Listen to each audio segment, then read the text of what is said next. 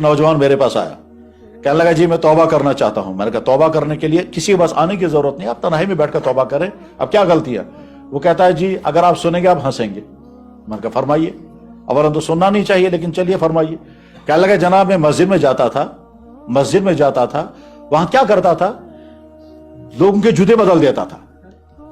एक जूता यहां से खाया, दूसरे के साथ रखा, उसका जूता इसके साथ रखा, उसके साथ जूता उसके साथ रखा, फिर सड़क पर खड़े होकर देखता था अब क्या करेंगे लोग। मैंने कहा क्यों करते थे? कहने लगा मुझे मजा आता था।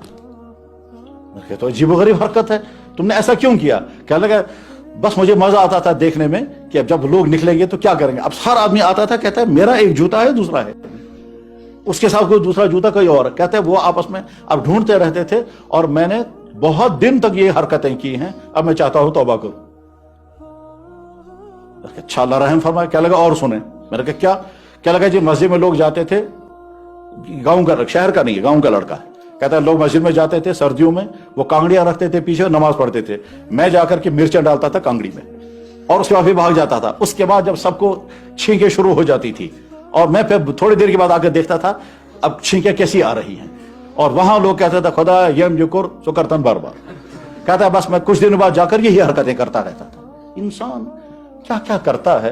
तो मेरे भाई, मेरे कहने का मनसा ये है कि इतने अच्छे जिंदगी गुजारने वाले बनो कि तुम्हारे वालिदैन कहने चाहिए जितना अच्छा हमारा बेटा है। ऐसा नहीं होना चाहिए कि वालिदैन कहने चाहिए या हमारा बिगड़ा हुआ बेटा है, अब क्या करेंगे, है अपना ही बेटा और क्या कर, उनका दिल दुख है। नहीं, मैं ऐसी जिंदगी गुजारूंगा कि मेरे वालिदैन कहने चाहिए कि इस बच्चे की वजह से हमको कभी कोई उलझन नहीं रही। ऐसा बेटा तो शायद किसी को भी नहीं होगा। हम वालिदैन हों तो ऐसा रवैया अपने बच्चों के साथ रखें कि हमारे औलादें कहनी चाहिए साहब जितना अच्छा हमारे वालिदैन शायद किसी के नहीं होंगे। हम अपने भाइयों के साथ इतना अच्छा रवैया रखें कि भाई कहने चाहिए हमेशा जैसा हमारा ये भाई ऐसा तो किसी का नहीं होगा।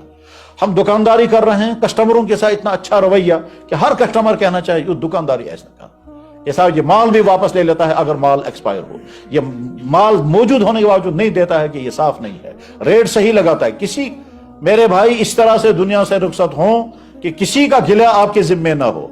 अगर ये जिंदगी गुजारने में हम कामयाब हो गए तो समझिए गोया हमने जिंदगी का हकीकी फायदा उठाया, और अल्लाह के नबी यही चाहते थे।